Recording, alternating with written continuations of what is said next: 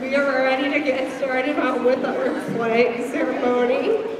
Please come in and take your seats. Thank you so much.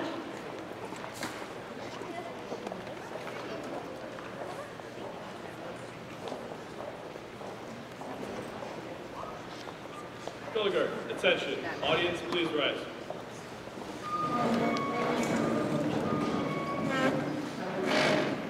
Color guard, forward march.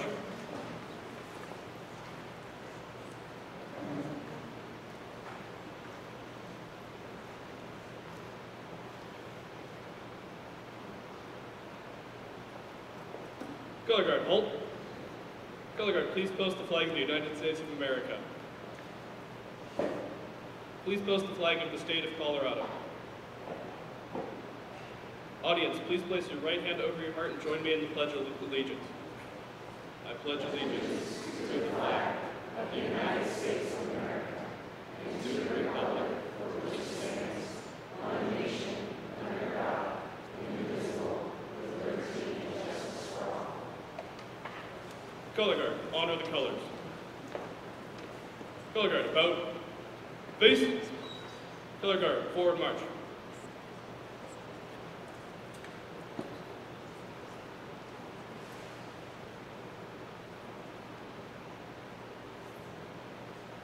Color guard, halt. Color guard at ease. Audience, you may be seated.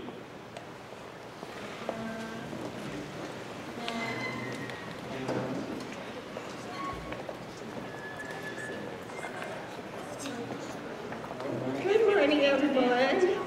Thank you so much for coming today.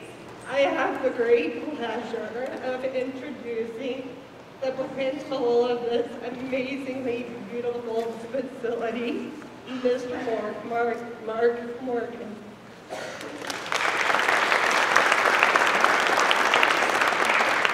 Good morning, everybody. Again, my name is Mark Morgan. I'm the principal of the CCIC. I want to welcome everybody here today. We're excited to share our facility with our legislators today and our special guests. Just a couple things for you. If you're looking for restrooms, we do have restrooms on our lower level, whether you go down that corridor that way or that corridor that way, look to your left. You can find restrooms there. I know you all have also a pretty tight agenda. Our kids at the end of your breakfast today will be giving tours to people who would like to learn a little bit more about the CCIC and how we serve and meet the needs of all the kids in our 8 high schools here at the Cherry Creek Schools. But thank you again for coming today and looking forward to the conversation.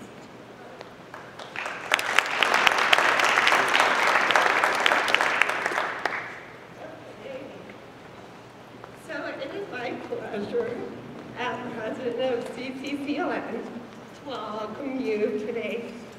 Thank you for traveling to spend time with us this morning. I'd like to first give a big thank you to Mr. Mark Morgan for hosting us today. And this facility is state-of-the-art, and as a parent of one of its students, I could not be more impressed regarding the opportunities the students are afforded. Thank you to our superintendent, Dr. Scott Siegfried, and to our Cherry Creek School District board members who are here today, and all members of our Cherry Creek School District leadership. Will you please stand? Thank you.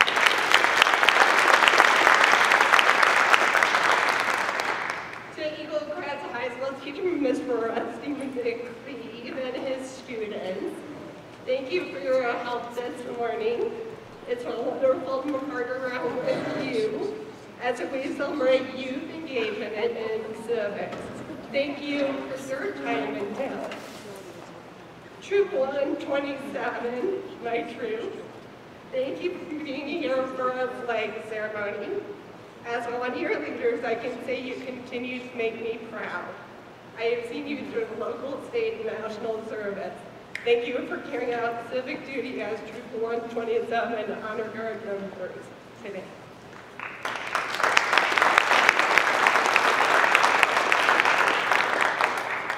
Finally, Susan Parker and members of the steering committee, will you please stand? Susan is our our crew, and she works tirelessly to make this possible today. Steering committee members, thank you for your hard work, all your input, and for responding to every need. We're all blessed by your commitment. To our legislators, thank you for taking the time to travel out to our amazing innovation campus today. We are a Cherry Creek proud, and we seek continued engagement with you to ensure the best possible outcomes for our students. So thank you for being here.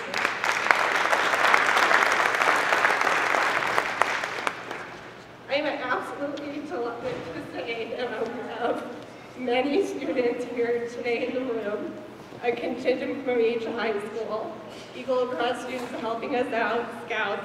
It is amazing to see our youth. If you're a student here who's representing your school, please stand up. Let's give them a round of applause.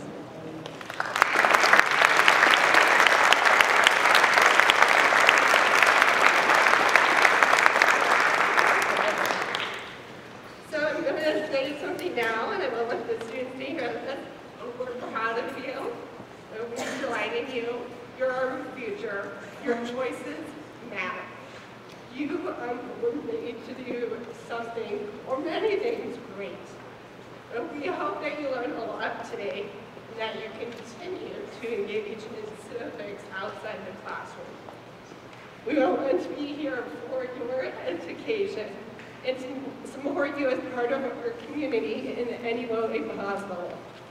You can be able to engage with those who represent you today and to hopefully create an opening dialogue, ongoing dialogue, about issues of which are great importance to you and your future. You are the inclusive excellence of Cherry Creek. And so, we arrived at the mission of morning. Today, we get to engage in civil discourse with those who represent our district. We have gathered in this beautiful facility as a community. Well, it affects our own kids, it affects our kids as a body. The way that we support our teachers and all those who work tirelessly for our kids makes a difference. We are CCSD. We have questions, we have decisions made. We want the best education possible for our kids and are striving as a community to ensure that happens. As 2020 approaches, it's imperative that we are aware of school financial issues that CCSD faces. We will need to stand up together. Being a part of CCCLN, whether you come to our events or meetings or both, will give each and every one of you a vital education around issues, and that knowledge is kept. If we look at CCCLN, the letters are comprised of 2 C's for Cherry Creek. How ballot issues and proposed legislation affect our schools specifically. We as a community need to know. The 3rd C is community. We are better together. We learn from each other. We talk openly, ask questions, and solve problems. Together we engage. L stands for legislative, and N stands for network. We are a network that promotes education and engagement. We invite our legislators to take part. An individual cannot comprise a network, but our network is comprised of individuals. Again, thank you for being here today. Now I'd like to introduce Dr. Sigrid, our superintendent. Thank you. Make sure I have this positioned well so you can hear me. Thank you all for being here this morning. I too want to recognize it's just fantastic that we have our students here. I'd be remiss if I didn't take an opportunity and re-thank our Board of Education members here today, Kelly Bates, Karen Fisher, Janice McDonald, new member Ann Egan. Thank you all for being here as our locally elected officials that make decisions about how we utilize funds to support the needs of our students here in the Cherry Creek School District. I also want to take a moment to introduce our panelists, and as I do that, I would invite you, if you would like, to move to one of these chairs, because I'm going to present a 30-minute question, and it's going to be up there. So it may be best to move around here as I introduce you, and want to thank you for that. So first joining us today, Representative Wiseman. Thank you. Representative Buckner. Representative Fields. Representative Froelich. Senator Tate. And Senator Bridges. Thank you all for being here. And again, feel free to come around to these chairs so you're not being blasted by my voice or having to crink your neck looking at the presentation. I believe I also did see Mayor Pico come in. Thank you for being here and joining us this morning. I appreciate that. So I'm going to set a stage a little bit, tell a story of kind of where we are in Cherry Creek, what we're focusing on, and what are some of the major issues that we are facing, and then ask our legislators as their first question to respond to that.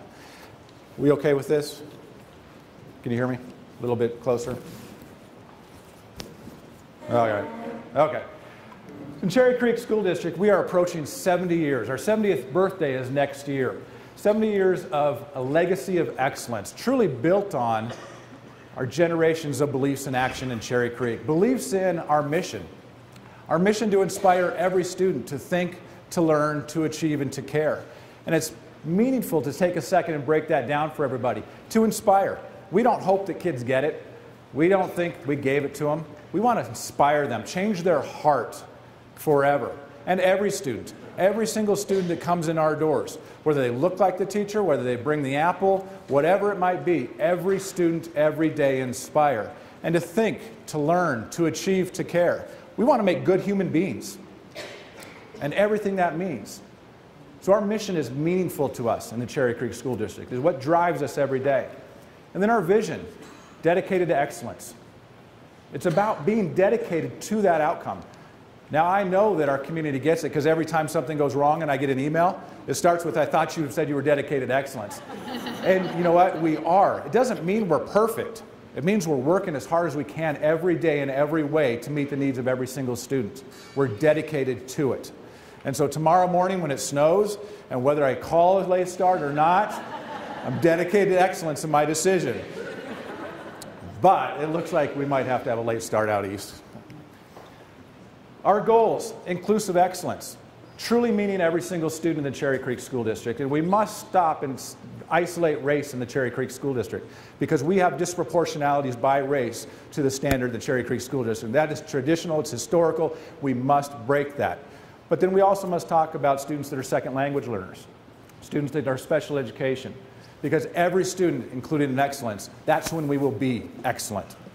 College and career preparedness and success, we're on a pathway. We used to beat the drum of college for every single student. And that's not the right drum to beat. It's the right pathway for every single student. So we expanded that and changed it a couple years back to college and career preparedness. And I think we're continuing to evolve when we think about what is the right pathway for every student. As you sit in this incredible building that really shows and highlights those pathways that kids can take to a meaningful career that might be a college, might be two-year, might be apprenticeship, might be an internship, might be military, might be straight to the workforce. The pathway that's right for the student is the important pathway. We are a large organization. We're the second largest employer in the Arapahoe County behind Buckley Air Force Base. 25,000 students are getting ready to ride buses right now. 55,000 students show up. 47% of our students are students of color. In fact, we will be a minority-majority district in the next year. Fourth largest district in Colorado, 30% free and reduced. Over 9,000 employees show up to support our kids every single day. Over 108 square miles and 65 buildings. It's a large organization dedicated to excellence. And by every measure, we are a top performing district. One of the highest achieving districts in the state of Colorado. Over 80% of our schools in the state's highest rating category, none are in the lowest. And that 80% actually will change since the state board changed their measurement and forced some of our schools in the lower category. Still, none of them will be in the lowest, but that arbitrary change will change that 80%. 90% graduation rate far exceeds state averages. All subgroups of students, even though we do have our own disproportionality issues we have to address, all of our students outperform their peers around the state. 75% of our students engage in athletics activities. We are a top performing school district. But how are we charting the future? How are we charting our course moving forward in our strategic plan Future Forward? 3 areas we've identified: instructional excellence, workforce excellence, and operational excellence. Instructional excellence is about performance and growth. It's our bread and butter. It's why we exist. And you can see highlighted, we have disaggregated and highlighted specific goals for our students of color because, as I mentioned, we have historically not served them well. Engagement was another key piece that came from our teachers in our community. If kids don't feel valued and respected in their learning environment, how can we expect them to learn and grow? 3 primary goals in instructional excellence. Workforce excellence: recruitment, retention, and wellness. Again, specifically, one of the goals I'll highlight for you is that we need a workforce, a licensed educator workforce that looks like our kids. And so we have specific goals around hiring teachers of color. And I'm proud to share that we exceeded that goal before we ever implemented it, because we started to work on it, focus on it, and put specific strategies in place. I also am proud to share that Forbes magazine named us the #8 best employer in the entire state of Colorado. Not school districts, all employers, all of Colorado. Behind those small companies, Google, Southwest, DU, staff is working hard to move up that chart for next year. But it's a good statement about who we are. Our people are happy, they love working with kids, and they love working in our community. Finally, operational excellence: physical and psychological safety, stakeholder partnerships, and communication. I'll highlight for this conversation physical safety, our safety. So physical safety, standard response protocol. We have been working with our police partners and the sheriff's office for many years to put a standard response protocol into place. That means that we all talk the same language, we all do the same thing. The best thing that happened there is our police chiefs and our sheriffs sat down with us and said, we agree to agree. Because everybody likes their own language until you realize that it can hurt kids. So I am proud of our police partners in doing that with us. We have ongoing focus, we have reasonably hardened, training and drills are a focus of ours. And we have right now an ongoing superintendent's task force. We have 100 community members in a room talking to us about safety and security, both physical and psychological safety and security. Psychological safety, we have a 3-2-1 model of mental health support, more than anywhere else in the state of Colorado. 3 mental health, not counselors, mental health. In every high school, 2 in every middle school, 1 in every elementary school. The only district in the state of Colorado to have a full-time registered nurse in every building. New social emotional learning curriculum, sources of strength in every high school and middle school. And lastly, mandatory reporting. We put a significant effort into mandatory reporting, and right now you will hear from local officials, the district attorney, that we're doing it better than anybody in the state, and he actually wishes that others would follow our lead. That goes back to that #8 employer in the state of Colorado, because we have great employees doing great things for our kids. But here's where I want to tell you, here's some of our struggles. We have a budget task force. In fact, we were working last night until about 8:30 because we are facing a $50 million shortfall in the Cherry Creek School District in the next 2 years. And this is something we have to solve. How did we get here? We have increasing specialized needs, significant increase year over year in special education students. We receive $21 million from the state and federal government. We spend over 80 because we believe in it. We have built a wonderful thing, and kids come from all over the world to Cherry Creek. But it costs more money. Suicide risk assessments as a measure of mental health on the rise, significant increase year over year.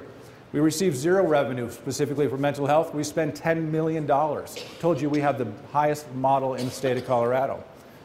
Students supported for English language support, significant increase year over year. We get $3 million, we spend $11 million. Gifted and talented, significant increase because of a change in programming. We receive $500,000, we spend over $5 million. Every one of these places to spend money is the right place to spend money. It absolutely is, and we believe it. But as we have increasing needs, we also have a decreasing population overall. I will be the last superintendent to ever stand in front of a group here and say we are a growing school district. And this is the last time I'll ever be able to say that.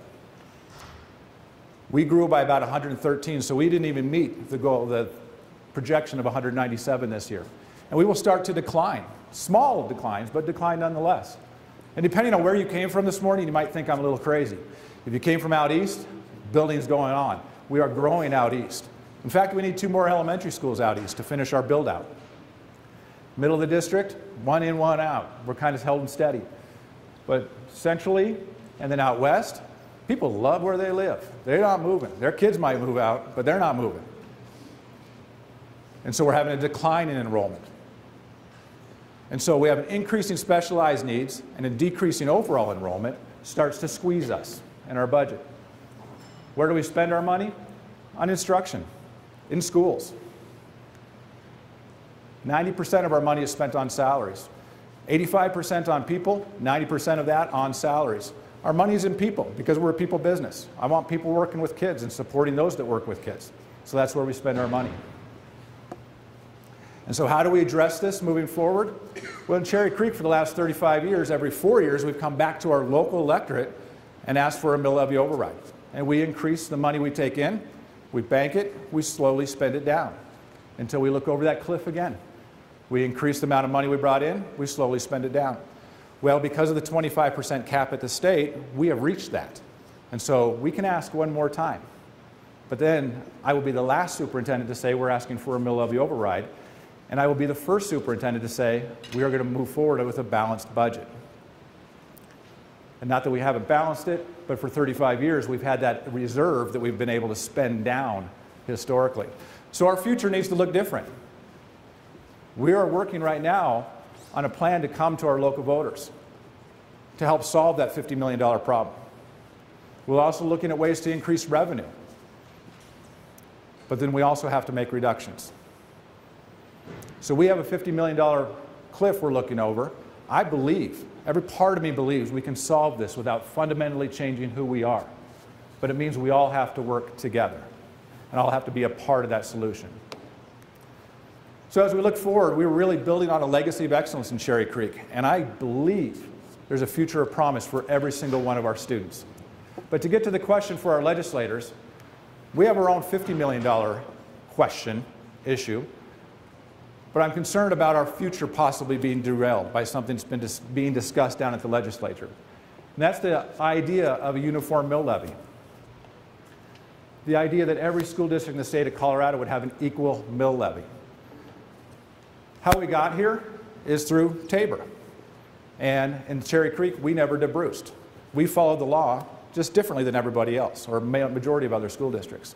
So we didn't do anything wrong, but all of a sudden we're in a squeeze, and the target's kind of on our back. So what was discussed as recently as yesterday at the Joint Budget Committee was the idea of a uniform mill at 27 mills. This December, we'll probably reset our mill rate at just over 18.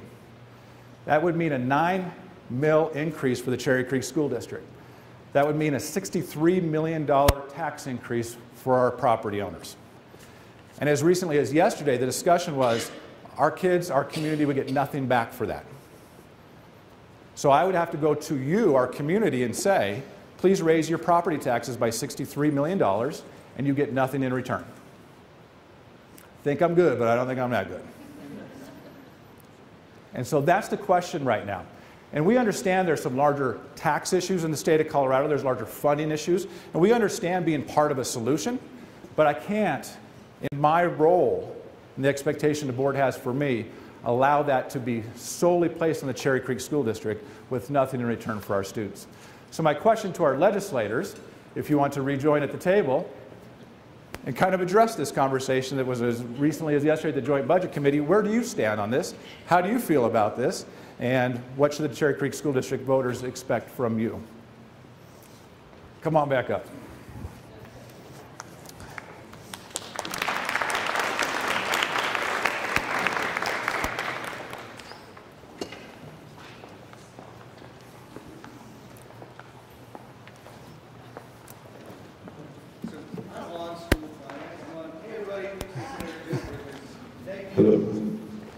I'll kick this off. I'm on the School Finance Interim Committee. I'm on the Education Committee in the Senate. I was on the Education Committee when I was in the House 2 years before I got to the Senate last year. And so over those last 3 years, we've increased state funding for education in Colorado, K-12, by $1.5 billion in total. And in that process, we managed to cut the negative factor, or the BS factor as it's called, or as I call it, the unconstitutional factor, by hundreds of millions of dollars. So over the last 3 years at the state, we have really committed to increasing funding for education as we've seen revenue in the state increase. Now what's happening this year is that we're in a taper refund situation, which means for the last few years we've had extra money. We've had money that wasn't budgeted the year before, that wasn't expected, and that we could do something new with. So we had new money, and the decision of the legislature was to spend that money on education, because education is, in my opinion, the most important thing that we do as a state. That is the commitment that we make to our voters. It's a constitutional requirement to provide a thorough and uniform system of public education in this state. Voters voted for Amendment 23, and that is something that we ought to live up to. Somehow, the Supreme Court allowed the legislature to create this now BS factor. That is exactly what I think about it. I am disappointed every year that we are not funding our schools the way that voters in the state told us we need to fund our schools. That is a huge problem. But let's talk about this. What's going on in our state right now, and how did we get there? So when Gallagher went into effect, what happened is that across the state we had a uniform mill levy at 42 mills. Every district in the state, all 179 now, all of the districts in the state paid 42 mills towards their local share of funding for education. What's happened is that over time, Gallagher has brought that number down, and in Aurora Public Schools, that number is 26. So they pay 26 mills for their local share of education in Aurora. Cherry Creek, it's 14. So what does that mean, their local share?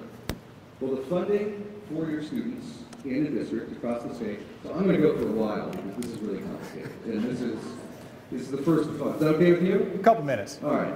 So the way funding works in the state is that there's a local share, and if your local share fully funds all of your students, then you don't get anything from the state. And in fact, your local share is funded at, say, 10 mills, which in Aspen it probably would be, then you don't even have to worry about the negative factor. You don't have to get any state money. You are self-sufficient, and you keep that at 10 mills.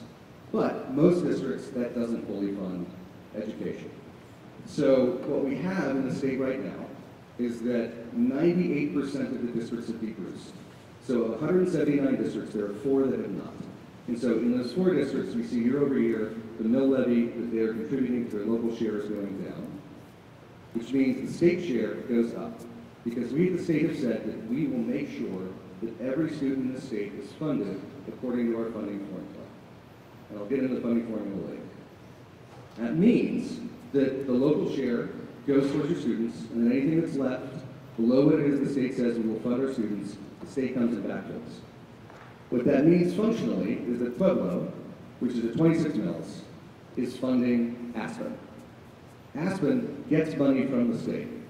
They would fully fund their education program with a small increase in their local share of the mill levy, but they won't do it because the state comes in and backfills. So when we look at what's happening across the state, and we look at districts that are helping to pay for other districts, what we see is a really unfair system of taxation. It is arbitrary. It is a function of various different property increases that occasionally had to do with oil and gas, with mineral reserves, and then those shot up for a short period of time. They lowered their mill levy, those industries left, and the mill levy stayed where it was because of Gallagher. So, if you look across, there's a great map that shows what the different mill levies are. There is no predictability for this.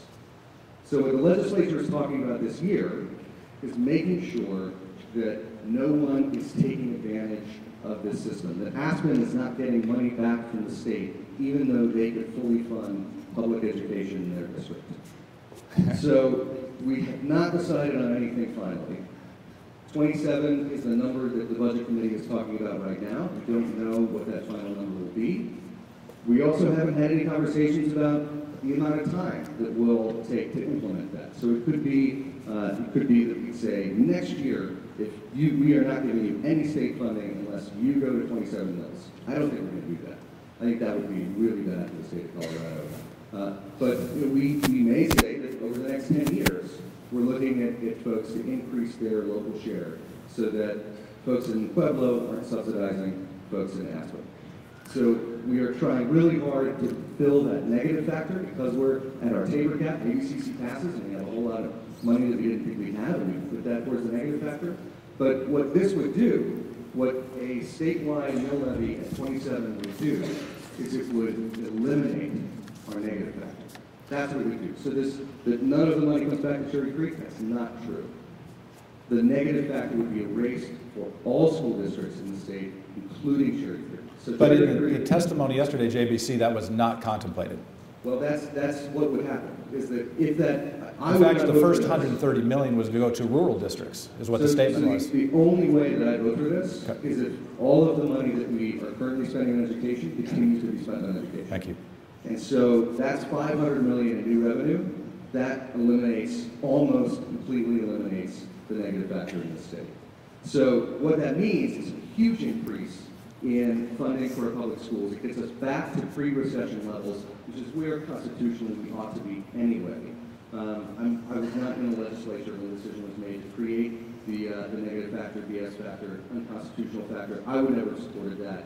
Education is my top priority. Making sure that kids in Cherry Creek don't have to face that $50 million funding shortfall. I can fix that one. Well, I can't fix this one. Well, not asking to fix this one yet. There's a lot more conversations we're going to have about this. But just so everyone here understands, it's about creating a fair and equitable system of funding across the state, because right now, really poor districts are being taxed much more heavily than really wealthy districts. So if you have a $100,000 home, I don't know how you find that in the metro area, but if you have a $100,000 home in Aurora, you're paying much more towards your student's education than someone in Cherry Creek.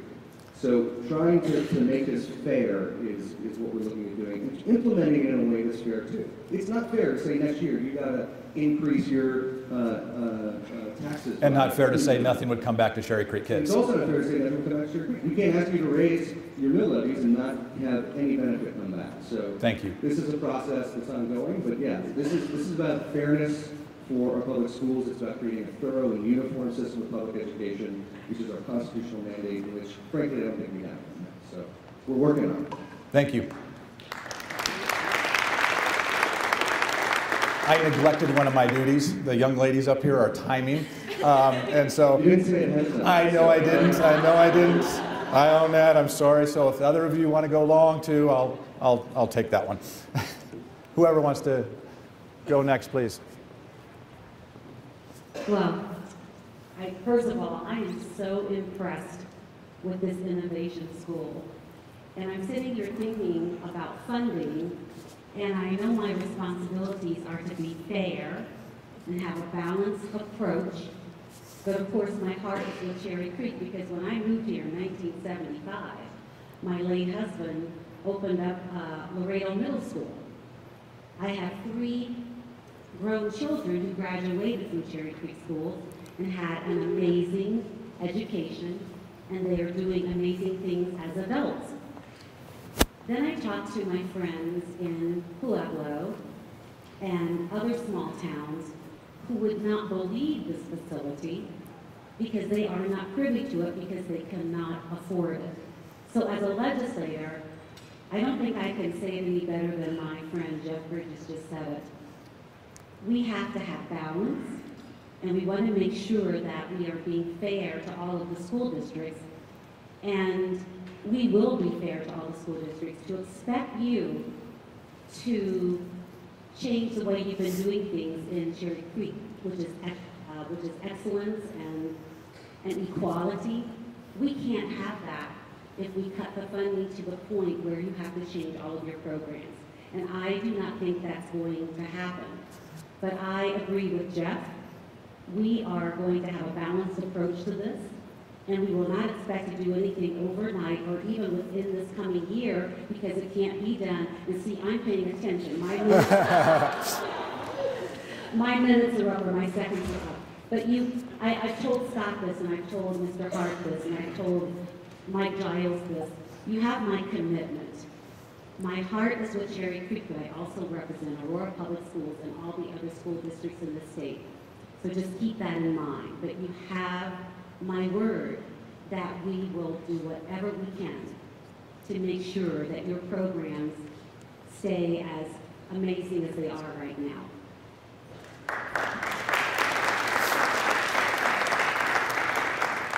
Good morning, everyone. I'm State Senator Rhonda Fields. I represent Senate District 29, which starts at Colfax and Yosemite. 1/3 of my district is urban, which is the Colfax corridor. And then 1/3 is suburban, that includes Southland, Heritage Bend. And then another third is rural, which includes Bennett, Byers, Strasburg, Watkins. When I was elected in 2010, I came into the legislature. At that time, we were cutting funding as it related to education. I was really surprised. I was so focused on getting elected. I wasn't aware that we were looking at cutting funding. So at that time, APS and Cherry Creek were looking at opportunities and where do we save money? They were looking at all kinds of options. Do we charge students to ride the bus? Do we eliminate some of our custodial staff to help make sure that we have the resources to do all the things that you showed on your pie chart? So when I see this question and I see these numbers, I'm really alarmed by them. This is the first time I've seen that $63 million loss in revenue or to tax property here in this area. This is the first time I've seen it. I thought it was lower, around the 27 million mark. So I'm really kind of stunned by that number. But I can tell you, since 2011, the elected body has been extremely deliberate on trying to create equity as it relates to school funding, because the way it's set up right now, it's not fair. It's not fair. And so what you heard Senator Bridges do is giving you a really good outline in reference to what we're trying to do to recalibrate funding, because where you live has an indication, your zip code, in reference to how much funding you're going to get. And so what happens in the rural locations, in some of the urban areas that I represent, over there, let's say Central Colfax, they don't have the funds to really adequately fund their students because they're living in condensed areas of poverty where, as you identified, there's more special needs that they have. So we have a problem to fix. And we have these interim committees that have been studying this matter because we know that we can't continue to exist the way we are with this unequal funding for our schools. As teachers and as educators, the work that you do is much more complex. And being a young person is complicated as well. So we have to find another way to make sure that the environments that you go to school in are funded accurately, that you feel safe, and you have the support that you need from your building leaders. Thank you. Thank you. And real quick, Senator Fields, I owe you an apology. I read representative instead of used my brain and knew you were senator, so I apologize. Those of us in the House consider that a promotion. We always give each other a hard time. So I'm Mike Weissman. I represent House District 36, which goes from roughly Colfax all the way to Smoky Hill. So large, diverse. I've got roughly 2/3 APS and 1/3 Cherry Creek is my district. I thought I would make a few sort of intro comments on how I come at this, and the first one goes all the way back to basically 3rd grade for me, which is when our family moved into the district where I grew up, and this is back on the East Coast. I was lucky. It was a district like Cherry Creek, a lot smaller. It was one high school kind of town, one high school kind of district. But I say like Cherry Creek because it invested in its kids, it invested in its teachers. There were resources. I think back, I cannot remember a single teacher moving on in all of my years because they were paid enough, because they loved what they did.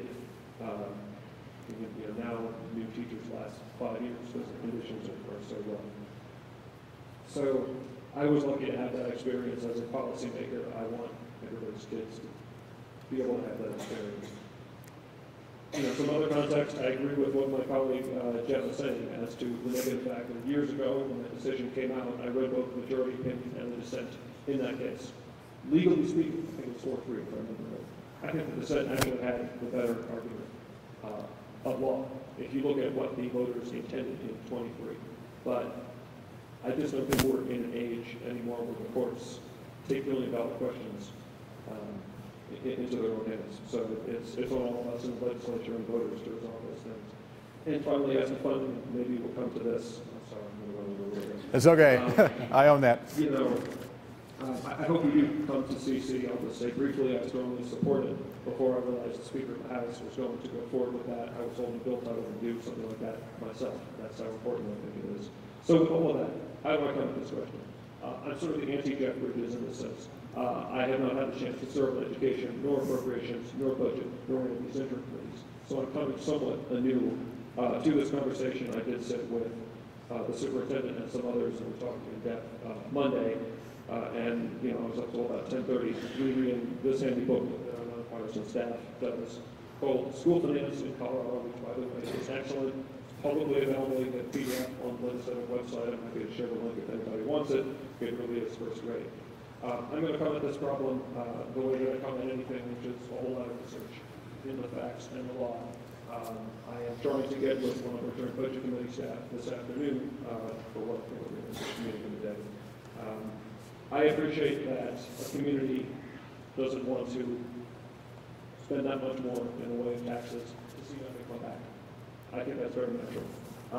At the same time, you know, I agree with what has already been said, that we do have a system because of Gallagher overlay with Tabor overlay with the 1994 School Finance Act overlay with Amendment 23 overlay with the negative factor that is pretty messed up in our state. It has some memories in it, and I hope that we can grapple with that and find a way to fix it. So I don't know what bill or bills we're going to see this coming session, if any. I will read them more closely. I will ask questions and make a best of myself until all my questions are answered to my satisfaction. That I can promise.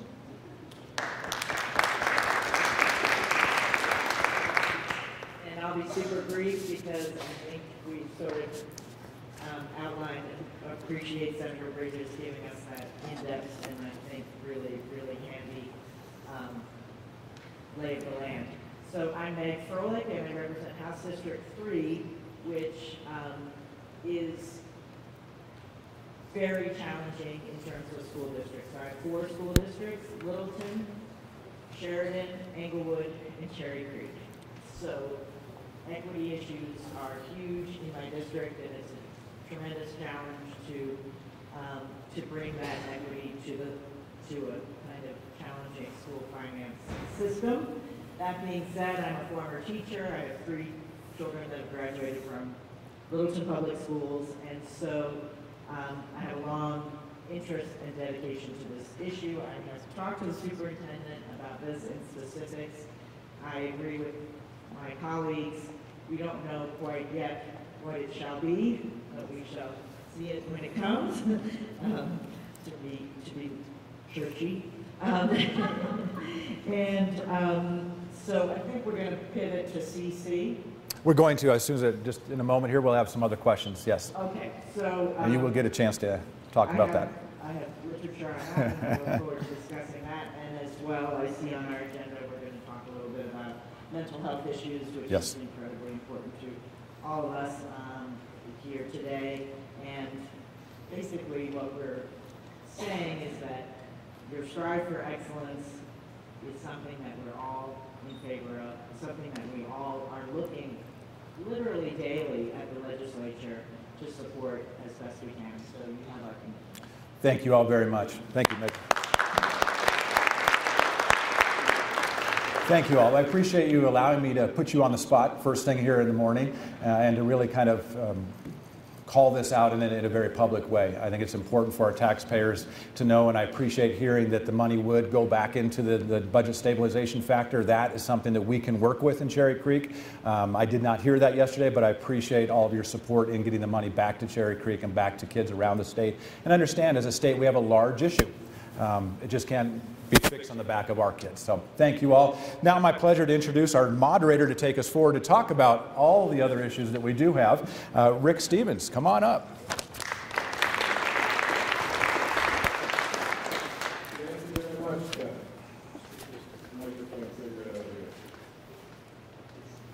Okay, welcome. My name is Rick Stevens. I'm the proud parent of 3 wonderful children. One who's sitting right back over there this morning. I got her out of bed, got her in here. One who's probably just getting up and getting ready to go to school. And my oldest boy graduated from Eagle Crest and is now attending Knox College in Illinois. So Cherry Creek has done me well over the years. Some of the things I want to remind you of, there are index cards on the table. Please fill out a question. We have Eagle Crest students hanging out in the room. So just raise your hand, put that card up in the air, and they'll come around and pick up that, and we will ask that question later. Another thing, in your packets, you have a little note packet here. If you have notes that you want to take on the individual representatives, that is a good space to do that. Okay, so we are going to start with the meat of this program. This is going to kind of work like how we did the Cherry Creek board member forums.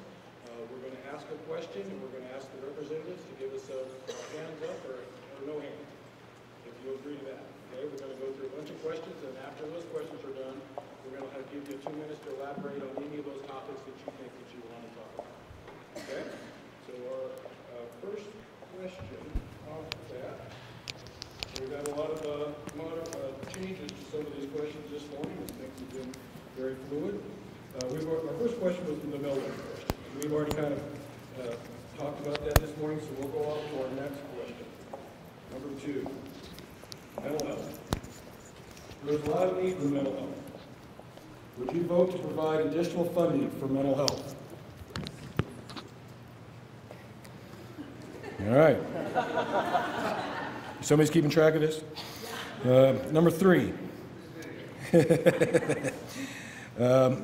There is a significant bureaucracy around the state legislation regarding special ed and gifted and talented. Would you support legislation that allows local control in those areas? Significant bureaucracy around state legislation regarding special ed and gifted and talented programs. Would you, okay. There's a lot of bureaucracy around the state legislation regarding special ed and gifted and talented. Would you support legislation that allows local control of those issues? Yeah, okay.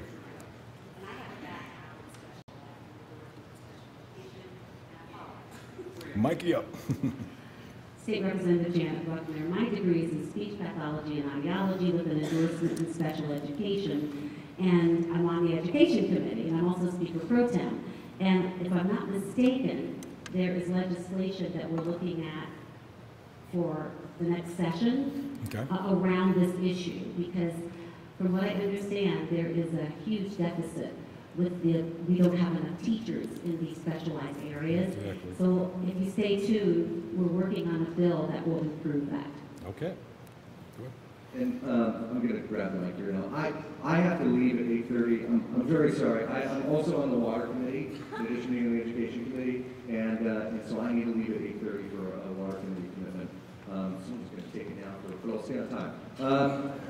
2 things real quick on this. First of all, local control means that pretty much the most we can do at a state level is give more funds to districts. We can say it's for X, Y, and Z, but we can't mandate that you spend it on X, Y, and Z.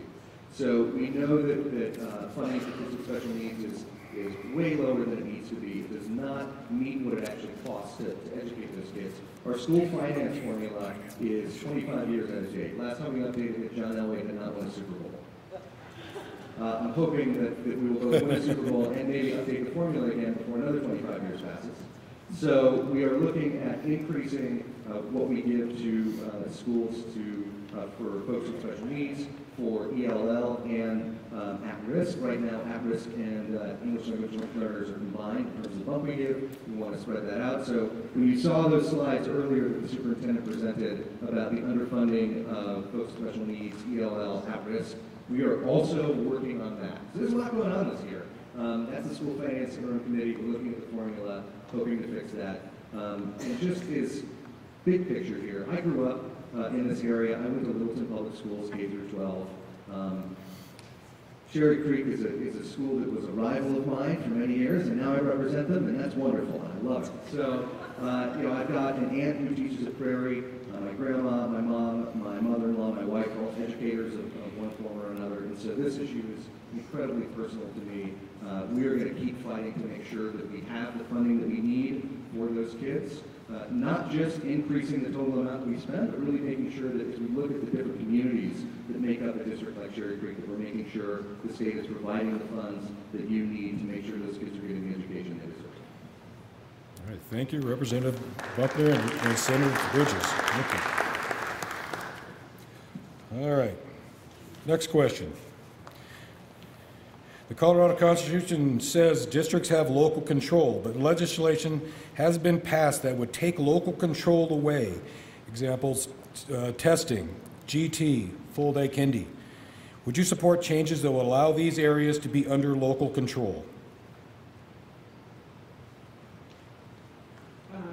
Senator Ron-Fields, I believe at this point, the way that school districts manage, they do have local control.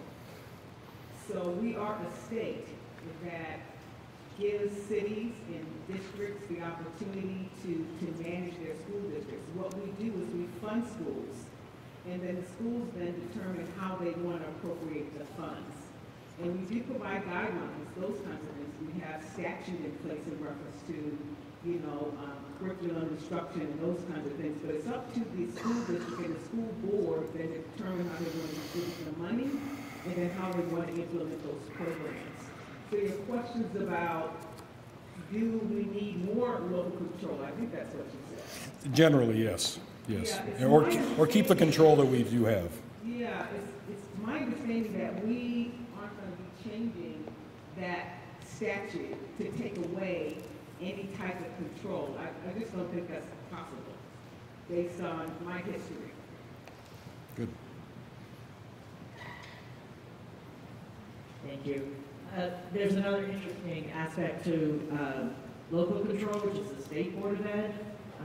And so I think you guys are aware of some of the conflicts that have occurred with your district and the State Board of Ed and the State Board of Ed's recent unfortunate decision on what constitutes a performing district and an underperforming district.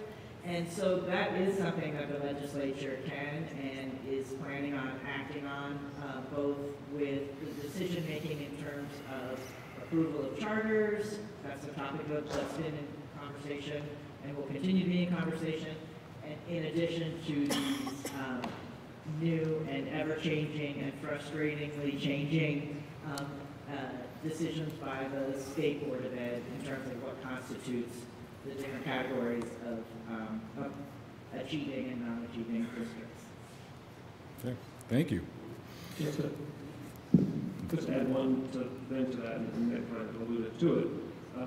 There's a lot under the umbrella of local control. One conversation that has been an issue here within the last couple of years is this question of charter authorization. A local board votes one way, as a community, and basically gets appealed up to the state board and something else might happen. If we believe in local control, then we shouldn't let that happen.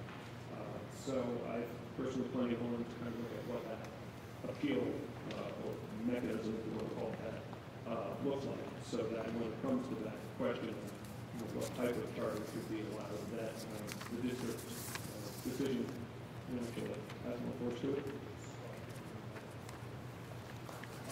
Did your mic just die?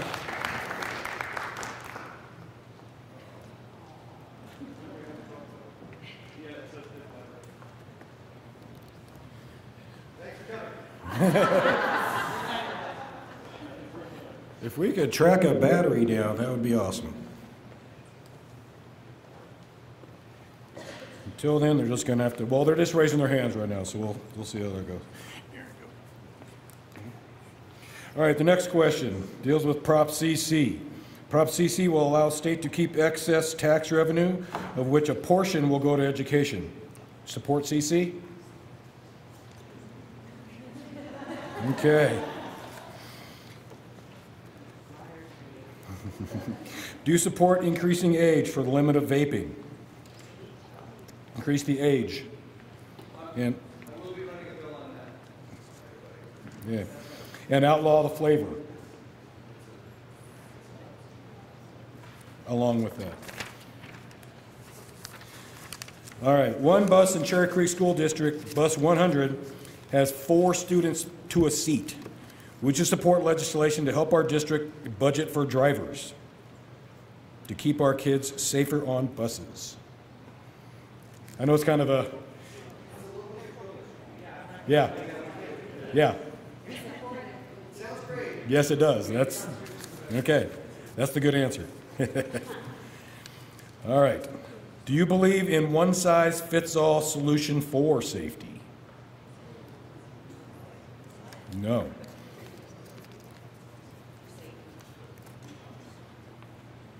Would you push all school districts to debruce?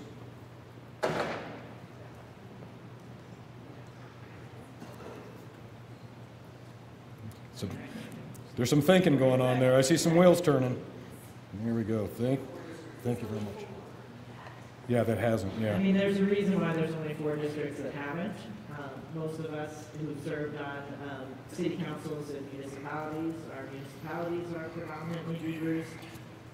And you guys are all familiar with what debrucing means, right? Yes.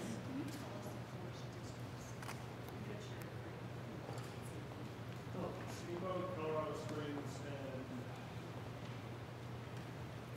Harrison, which is south of Colorado Springs, and El Paso County. Yeah, the question was, what other districts in the state have not debruced? Sorry, just so that folks can hear better. The 4 districts that have not debruced are Creek, Colorado Springs, and Harrison, which are El Paso County, and the Steamboat Springs district. Real quick, it goes to the question of equity, and it goes to the question of how do we make sure that we're fully funding our students, and it makes our job in the legislature much more difficult. It makes it so that there are more kids that don't have the funding they need. When you have that for local governments, you still have that ratchet effect with the Tabor refund then triggering a reduction in the property tax combined with Gallagher. It's part of the state's fiscal mess that we're trying to fix badly. Okay, thank you. If there are any questions that have been written on the index cards, please make sure you're raising those up, and our kiddos are collecting those for you. Next question.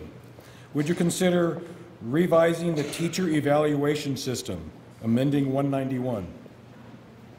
So that is in the works, that's happening. We don't know if it passed, but that's definitely in the works. I just want to, and I'm sorry to press rewind, but I just want to go back briefly to CC, and one of the reasons that I think it's incredibly important is to create a new dynamic in terms of our ability to adjust and work within Tabor.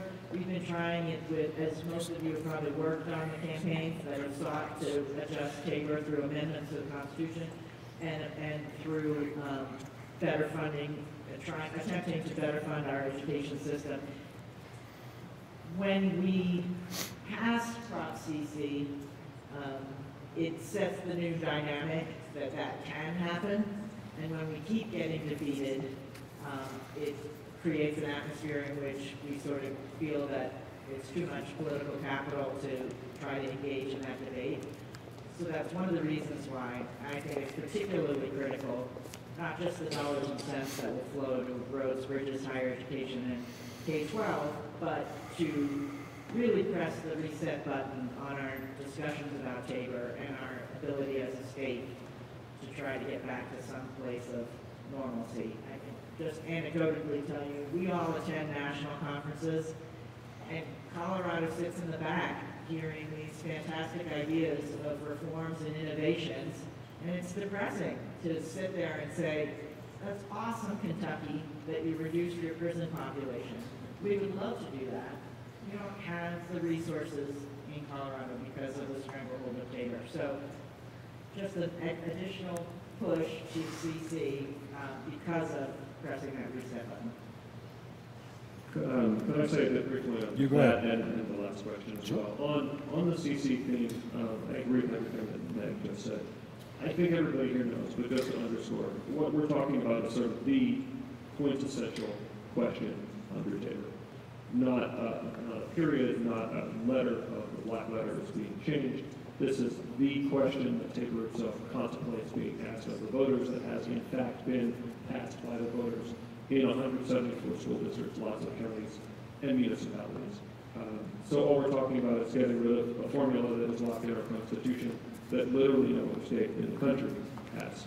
We will still be a balanced budget state as we should be, as every other state is. We also have to go to the vote go to a vote of people for issuance of long-term debt in the form of bonds, which is fine. Probably every other state is like that too. We're kind of just talking about the level of where our companion states are. One other way that I think about this is in reference to these other questions we've had. Amendment 73, most recently, and we had 66, and years ago we had one.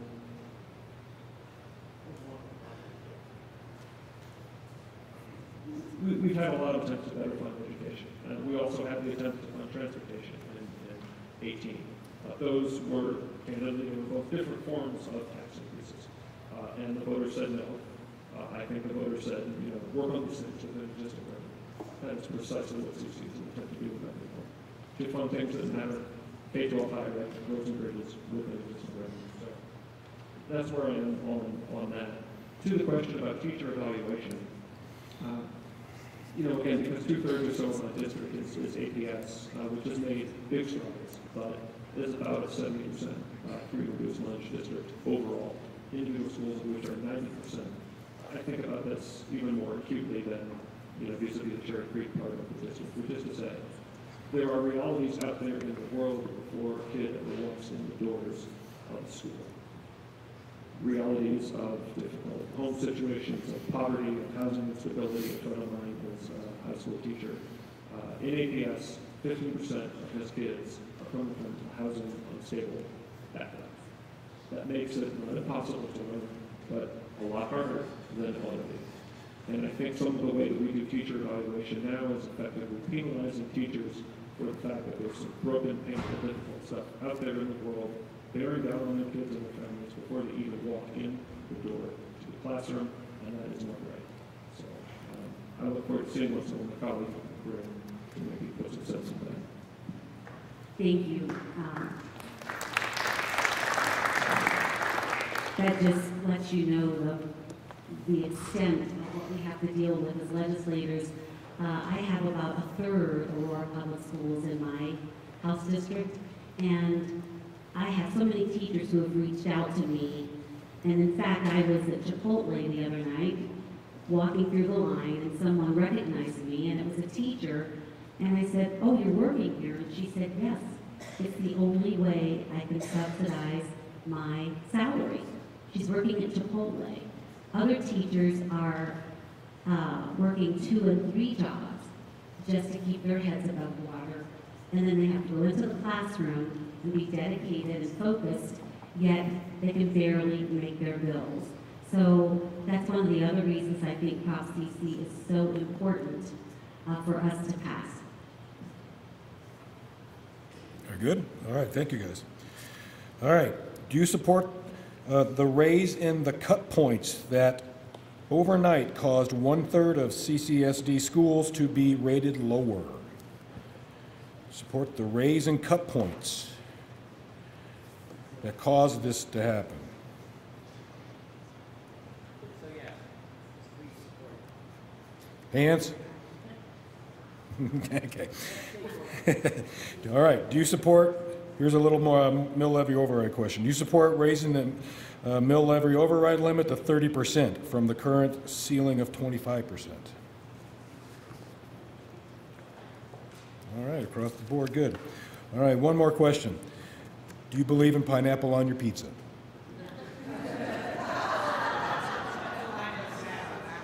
Come on, this is what we all want to know, right?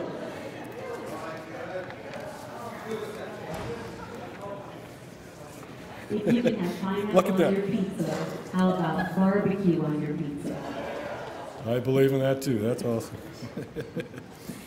Okay, so now we have some questions that we're putting together from the ones that you, so you want, let's do the 2-minute part here. We'll do that in a second. So, all right, each one of you, we're going to give you 2 minutes to elaborate on any of those topics, more or less than you've already talked about. So we'll start with Senator Fields. We'll give you 2 minutes to talk about anything we just questioned you on. Well, thanks again for hosting us. Since everyone has been talking about their affiliation with Cherry Creek, I do want to announce that I have 2 kids that graduated from Cherry Creek School District, one from Eagle Crest way back when, and also my son was a graduate from Smoky Hill, and my granddaughter just graduated from Smoky Hill, and she's now at CSU, and I have a granddaughter at Laredo. So all of them have grown into being mature, responsible young people. So thanks for everyone that has had the opportunity to shape their intellect. So I've been working on the Interim Safety Committee. And basically this committee was formed by the governor shortly after the school shooting at the STEM school. So our last meeting is going to be October the 31st. We have recommended 11 bills to be drafted. And out of those 11 bills, we're going to only pass 5. And the bills are not designed to be one size fits all. It's going to be recommendations. We'll see how it moves through both chambers. But the focus is on what we can do to make sure that our kids are in safe environments and how we can address the mental health issues, especially as it relates to the increase of teen suicide. What we can do to address bullying as it relates to prevention. What we can do to not maybe look at hardening our schools, but what can we do to increase our nurses and our psychologists and our social workers and other kinds of programs to keep our schools and our community safe. Hey everyone, I'm sorry, this is probably going to be my last 2 minutes. My last 2 minutes on the microphone. I'm sure everyone's very disappointed about that. Just want to say that as we look at school funding, as we look at the challenges that we face, especially with school safety, I'm proud that 2 years ago I co-sponsored a bill with the Republican minority leader in the House to create a $30 million disbursement program for school safety. The challenges that we face are not Democrat or Republican challenges. They are challenges for the state of Colorado. I'm proud that every bill that I've passed has had Republican support at some point along the way, even though I'm a Democrat. I work really well across the aisle, and that is a critical thing that we need to make sure we don't lose here in the state of Colorado. I think DC is pretty dysfunctional at this point. Things still really work well here in Colorado. 96% of the bills that we passed last session had bipartisan support, 96%. And 2/3 of the bills we passed had half of all the Republicans in the legislature voting for them. So it's not just that there were 1 or 2 people. I mean, we broadly work together. We work together really well, and that's something we need to keep doing. And along those lines, Senator Tate was here, and he just wanted me to say that he's sorry he had to leave, but that he wants to pass a clean repeal of Gallagher. I think that was the most important thing. He does finance things. He's on finance committees, and this is that's his daily work. And he's done after this year, which is tragic. He's a fantastic guy. So really working together across those party lines, developing those friendships, and finding ways to move forward on this together. I think that our school finance formula change will be broadly bipartisan. I think anything that happens with military equalization will be broadly bipartisan, and that's how we need to do these things. So looking forward to the next year. Thanks for having me.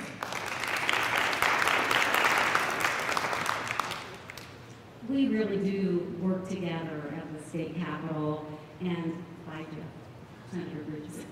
We really do work together, we collaborate.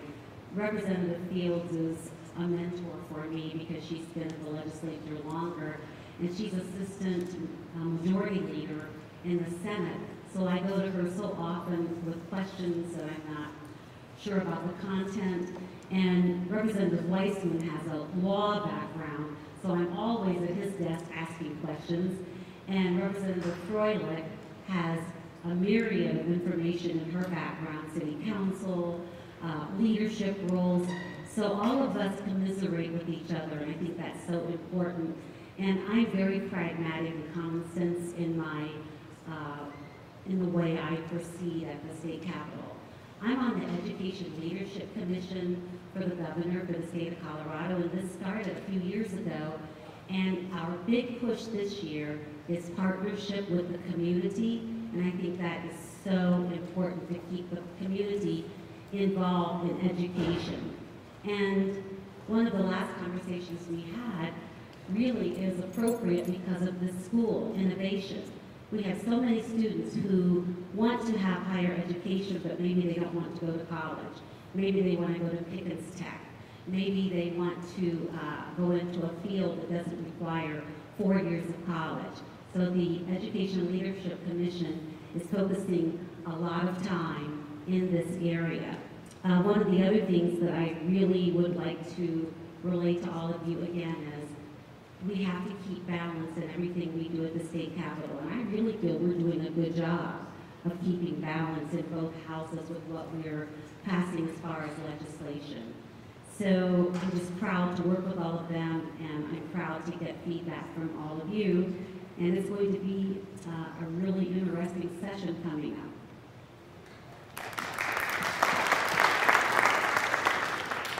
You know, I'm glad we have turned to a little bit. I feel like that's been maybe underrepresented in the first little while here as we understand what the focus on the fiscal stuff. It's a huge question. I think we've made some big strides. I don't think any of us would say we're done. I think we're very far from done.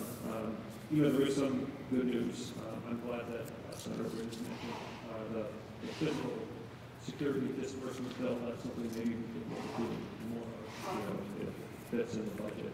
That type of approach where we make funds available on a competitive basis, and different districts are allowed to look for needs. That was very broadly bipartisan. It was one of the things we did near the end of the 18th session. We had some good news this year. We passed a significant mental health parity bill so that insurance cannot disparately basically deny coverage of mental health issues. You know, we have had enough time fighting insurance or everything else, right? It shouldn't be even worse in the law for mental health. So that was a significant bill. We have a pilot program in which certain schools are going to be able to participate in and get some more state funding to place more high schools. Probably most of us in the capital, always include myself, wish we could have done that for all the schools and all the districts. This becomes a funding question. I'm hopeful that the districts that I represent, APS and Creek, will be able to get into that pilot program and we can start to see some results and hopefully increase that kind of investment. And another little bit of good news to share. I was sitting in the audit committee many weeks ago. We were hearing about the Safe to Top program that I think folks know about. It seems to be working. The folks who run the program are actually reporting a little bit of duplication in terms of what's coming in. And counterintuitively, that's actually a good thing because it means that more students, when something is going on that generates a concern, are aware of the program, feel comfortable reporting what they're experiencing into the program. We'd rather see the same thing get reported 2 or 3 times than so that's something that we can continue to build.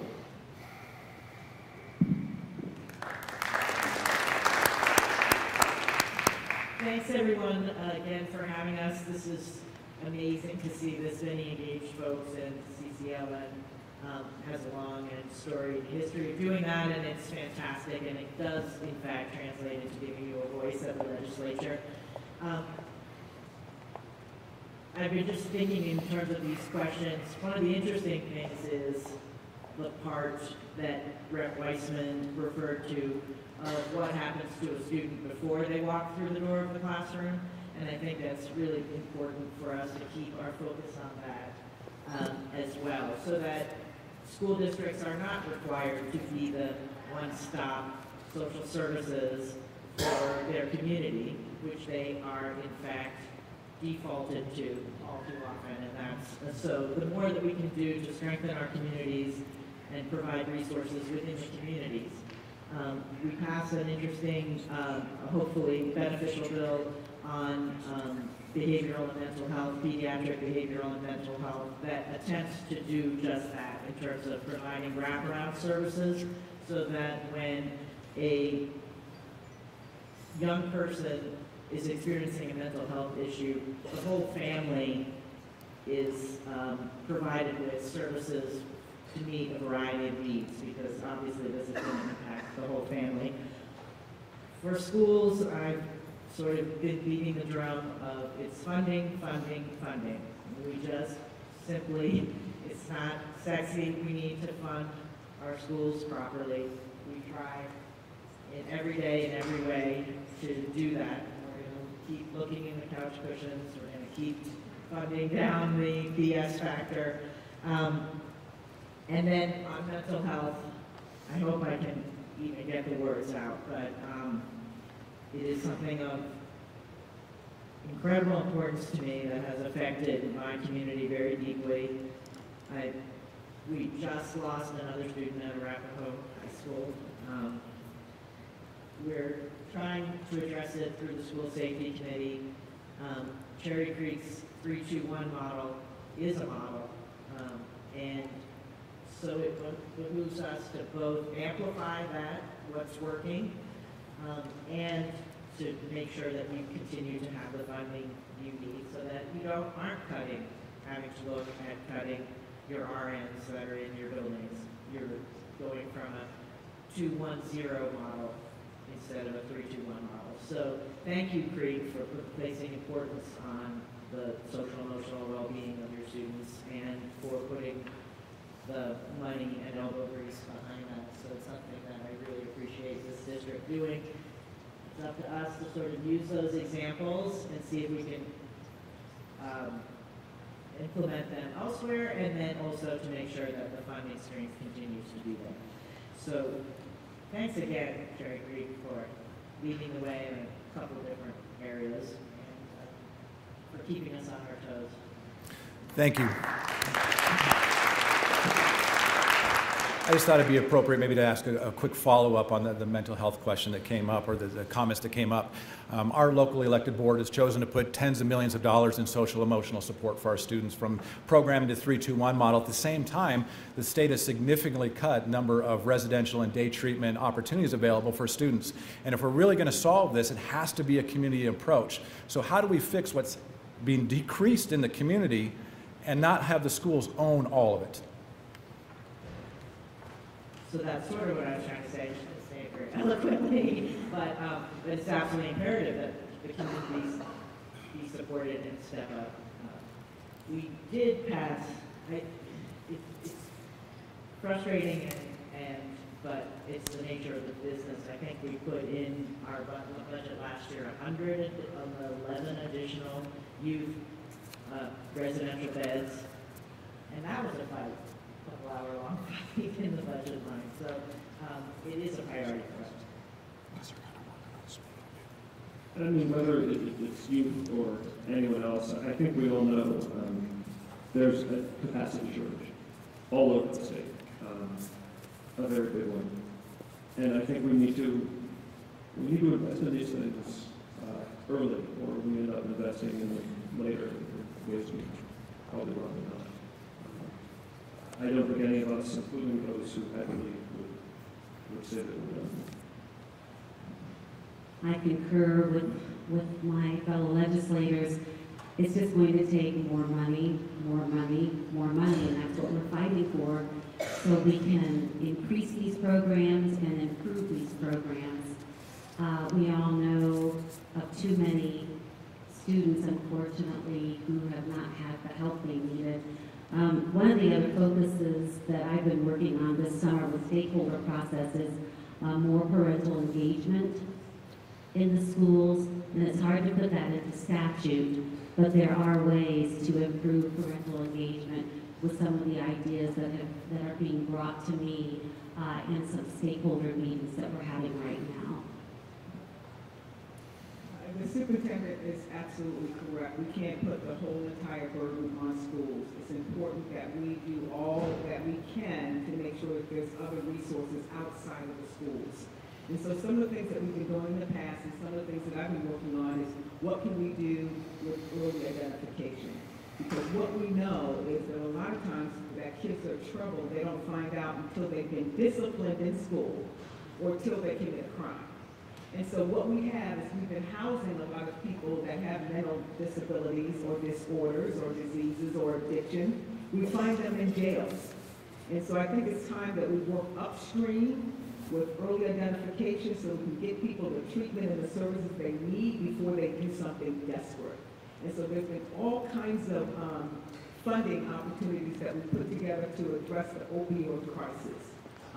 Educational programs that we're doing, but you're right, we don't have the capacity right now across our state.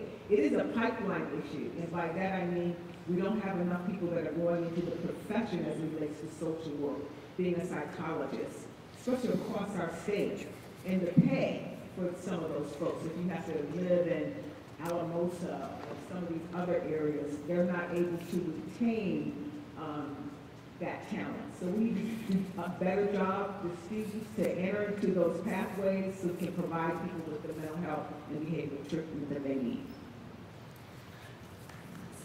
Speaking of identifying students who may have problems or who have certain issues that they're dealing with, we did pass a law last year for identification of students with dyslexia. Because we're finding out that so many of the students with dyslexia are unfortunately, a lot of people in prisons have been finally diagnosed with dyslexia, and these kids, unfortunately, while they're in school, they're acting out, and we know why they're acting out, because their learning is totally different than your learning or my learning. So we have a committee right now for the whole state that's looking at dyslexia and ways we can identify those students and how do we teach those students. And I think that this is going to be a really good start for identification of some students who have problems that may not be visual, but we know those students definitely have learning disabilities.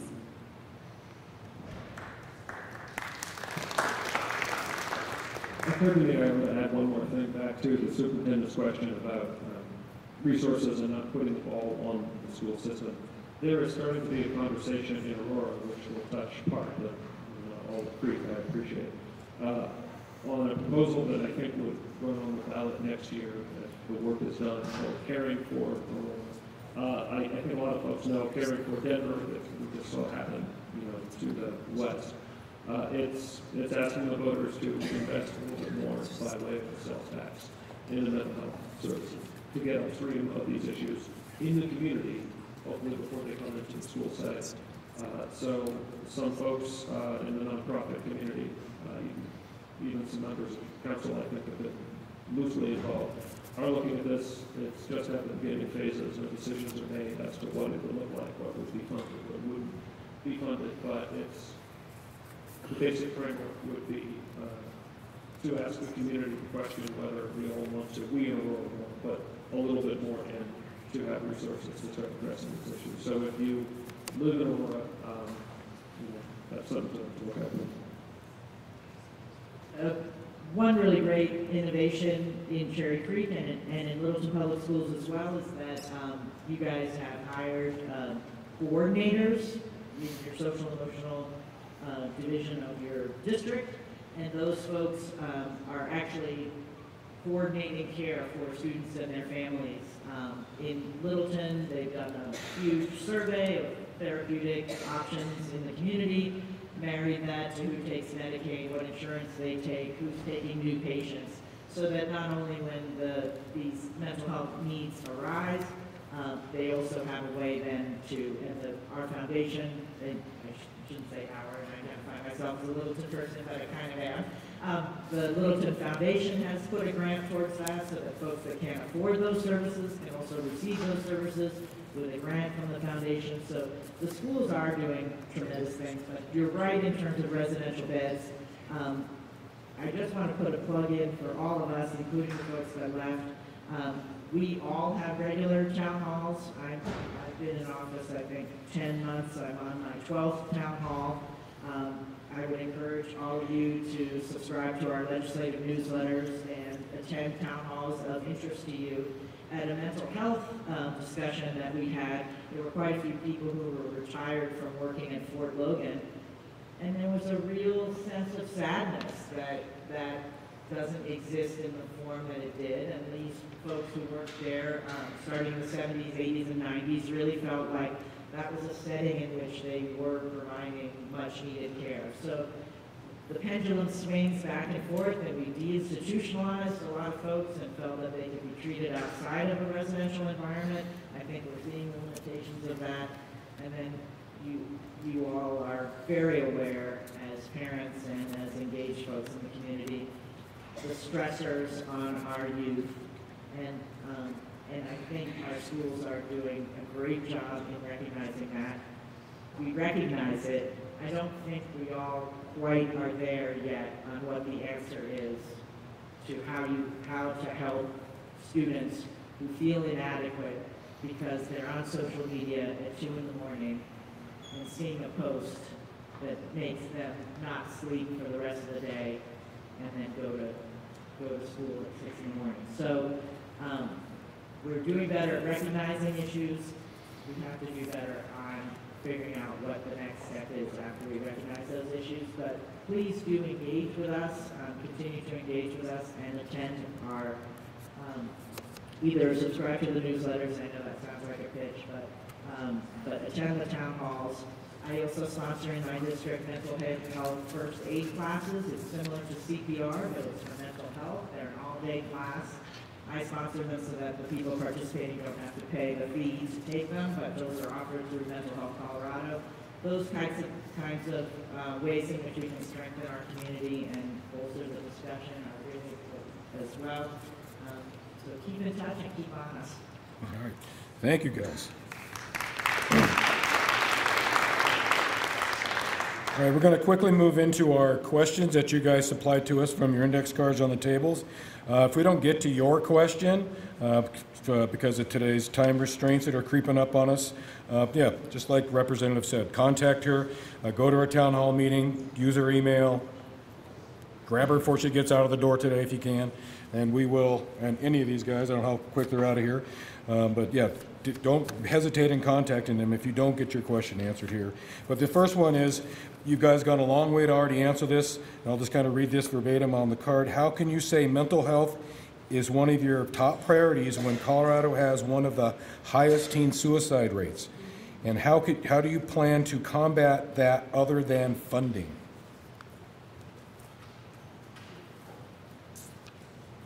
And you have about a minute on each one of these responses.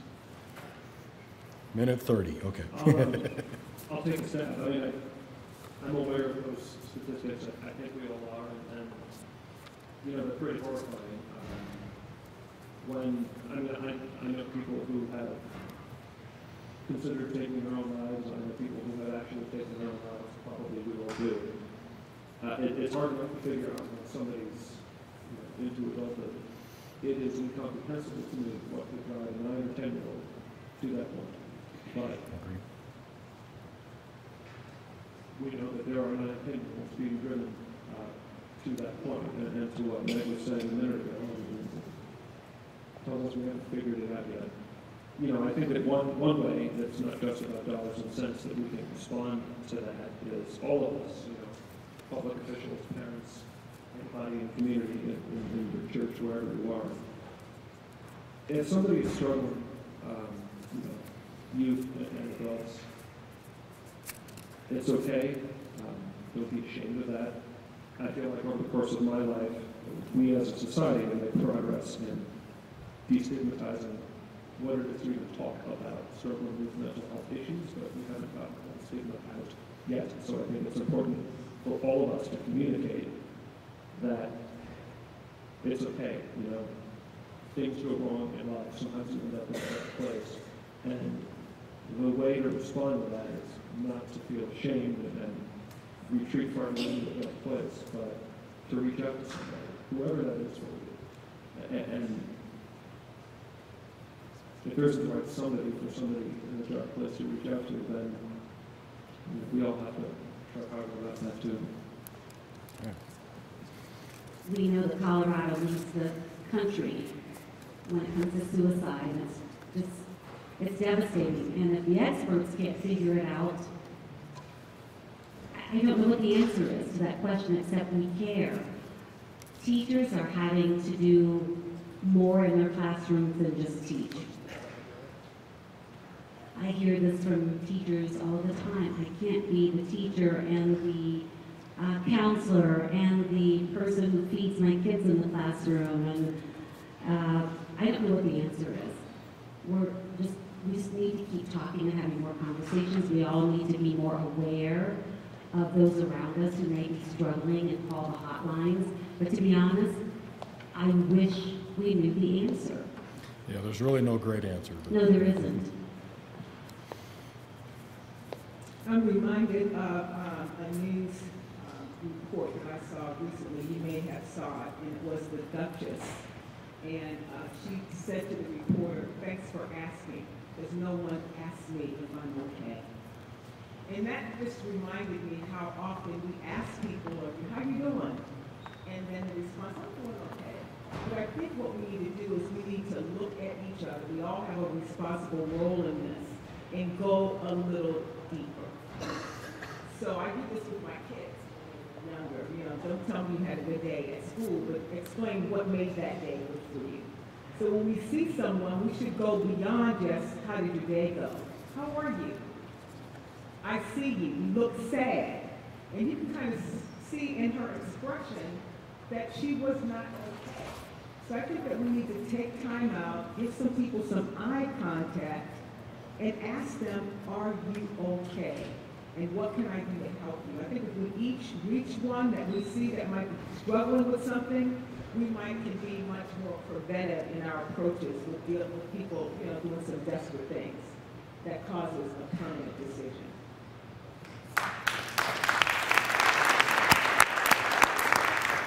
Senator Field, you're right. You're right on the money. 2 weeks ago, Representative Weissman and Senator Fields and I had a town hall.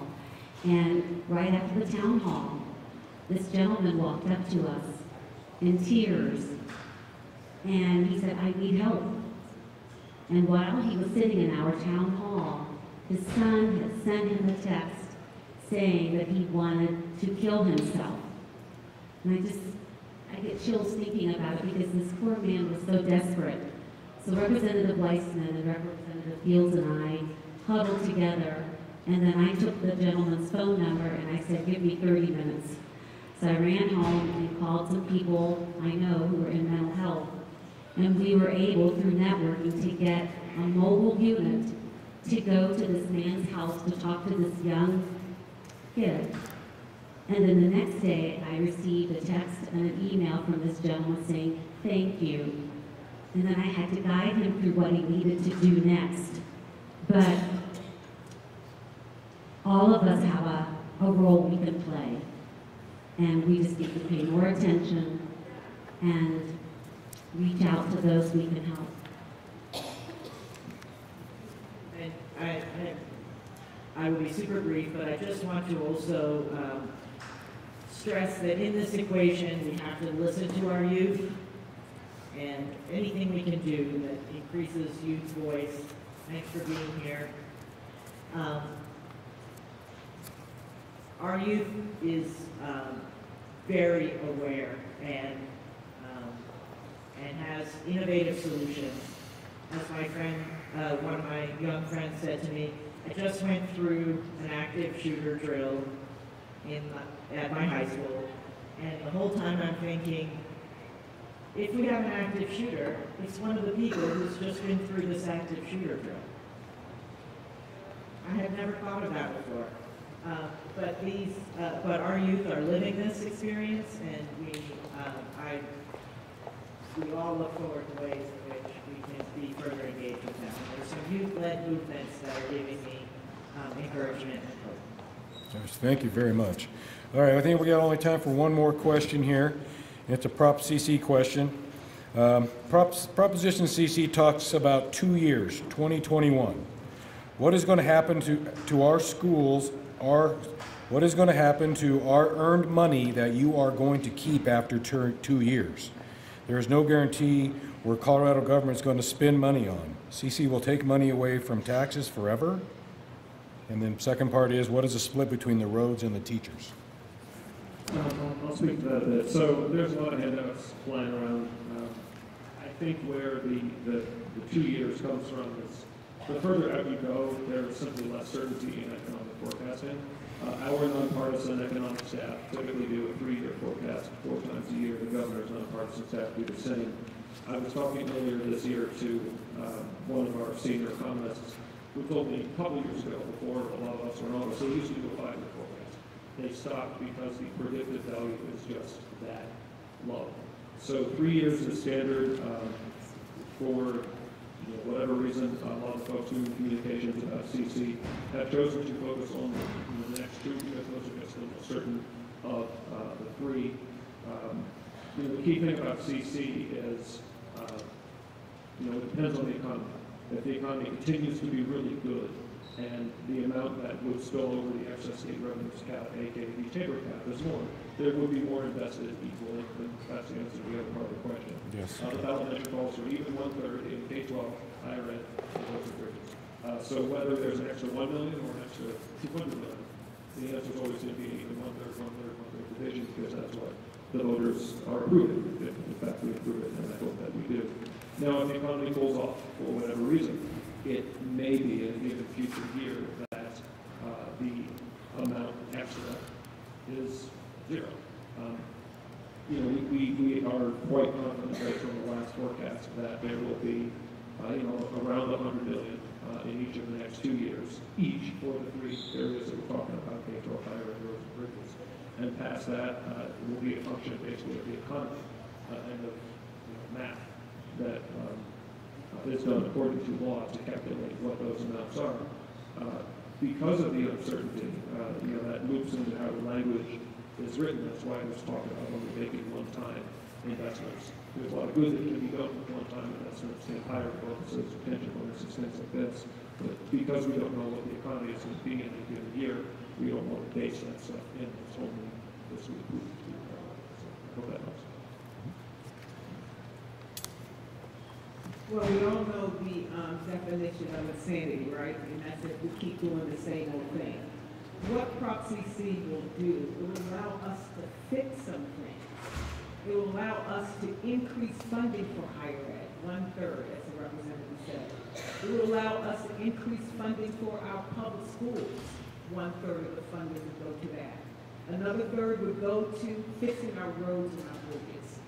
If we don't pass Prop CC, then we're going to continue on the track that we have right now, which is going to be a huge deficit for our roads and our bridges. And we all travel those roads and we see how congested our roads are. We know how the cost of higher ed is increasing. And we know that our schools are underfunded. What Prop CC will do will help us to break that cycle and fund our schools, our education, so we can start doing something different. So I'm voting yes on Prop CC.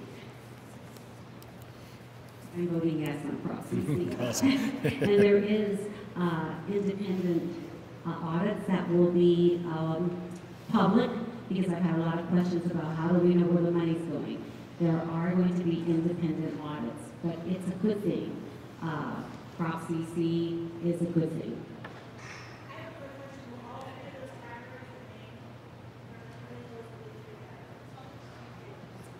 That's what the voters are approving. It's in language. Good morning and welcome to the Cherry Creek Innovation Campus. Classes will begin in 5 minutes. Please make sure you're on time. Have a wonderful day. Okay, well, I have to say that. Thank you guys very much. I'm going to turn the floor back over to Laura here. She's going to wrap things up for us today. Okay. Is Mike over?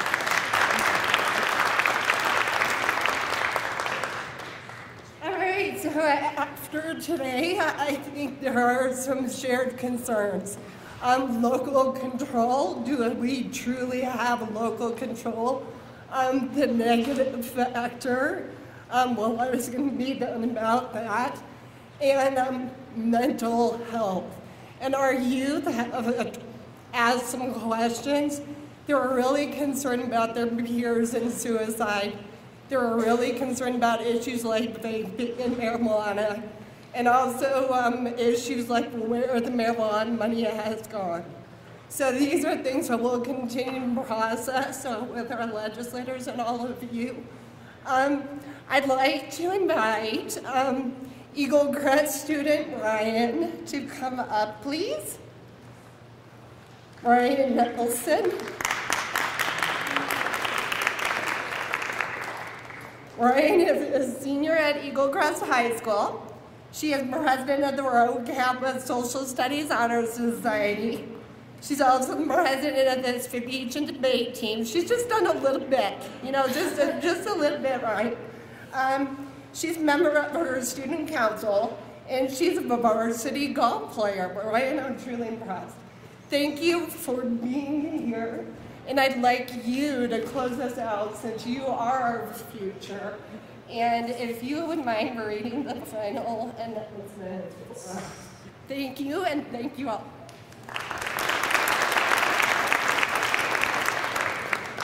Thank you all for attending today's forum. Make a point to connect with your legislator and make your voice heard. Please take a handout packet home with you. It contains lots of useful information. Also, mark your calendars for CCCLN's upcoming events. There's the CCLN General Meeting with Leadership Cherry Creek, January 16th, 2020, 9 o'clock to 11 o'clock to 11:30 at Fremont facility. And there's also the day at the Capitol, which is February 26th, 2020 at 8 a.m. to 1:30 p.m. at the state capitol. So thank you everyone for coming. Thank you to the legislators, to the students, and everyone else.